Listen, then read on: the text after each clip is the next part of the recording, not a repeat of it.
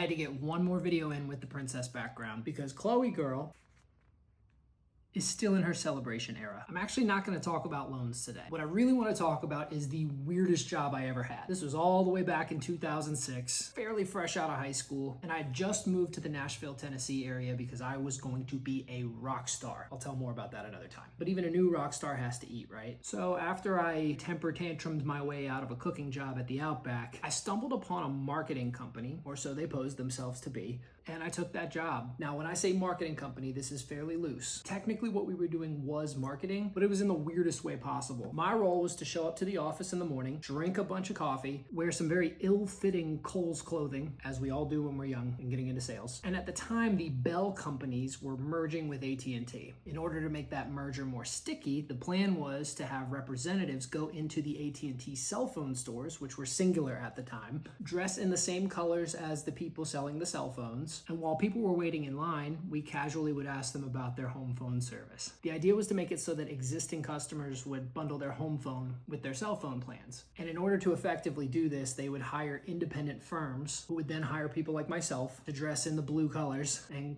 go bother people while they're waiting in line. The pitch was so bad too. You would first walk into the AT&T store and ask to have their landline phone. Why they wanted us using their landlines, I have no idea. But I was literally walking around with a cordless phone. And then the policy was to wait until there was a bit of a line going. Usually there would be because there was just about one or two retail people on staff there. Half the time the AT&T reps didn't even know who we were or why we were there. We were in different stores every day. So it was just absolute chaos. And while there were two or more people back, you would walk up to those people and ask them what they came into the store for. And they would tell you, oh, my phone's broken, or oh, my bill's too high. And then you would literally look these people in the eye and say, yeah, okay, I can't help you with that. Or yeah, the sales rep, he'll just be a minute. Hey, why don't we talk about your home phone service?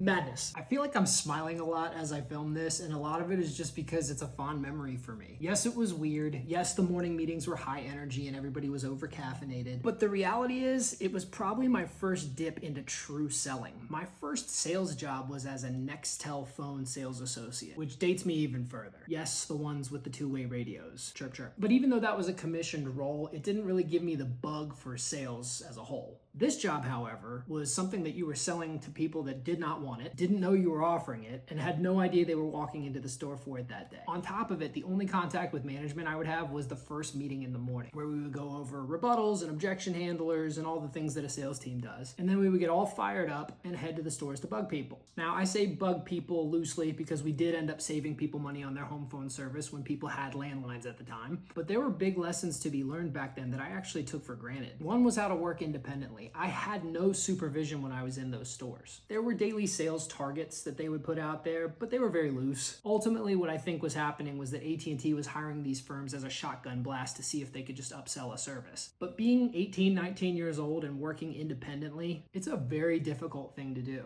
Like literally, I could have just sat in the store and stared at the wall all day and nobody would have said a word to me. I wasn't making hourly. It was commission only. The thing that I'm kind of sad for in the whole thing is that a lot of people hinge their entire futures on having firms like these, when the reality was it was a temporary measure for AT&T, and they probably knew that all along. For me, the weirdest part about it was the transition from morning meeting to going into the store. When we did the morning meetings, they wanted us in a suit jacket, a tie, dressed to the nines, and just going high energy. But then when we got to the store, we were prohibited from wearing the tie and the jacket, and we had to tone it down because it needed to be more nonchalant. I had never had experience adjusting my personality in that way. But in all reality, there are good things to be had by learning how to read a room and match the energy of the room. So yes, it was a very weird job, and I do look back on it pretty fondly. I did not last long, but the memory has stuck up here. In hindsight, looking back, I probably could have known it wasn't going to be a forever thing, not just for myself, but for the company as well. Because if I looked at the company bio, the firm owner included nothing about himself as a businessman. He only included things about his college baseball career. In the modern age of social media, that would be a huge no-no. You want people to know what you do. You may not think this is a weird job as much as I do, or even that it's an interesting story, but I did want to share it because there's always lessons to be learned from every job you have. And for me, it was about time management, reading the energy of a room, and honestly learning how to sell something, even from cold.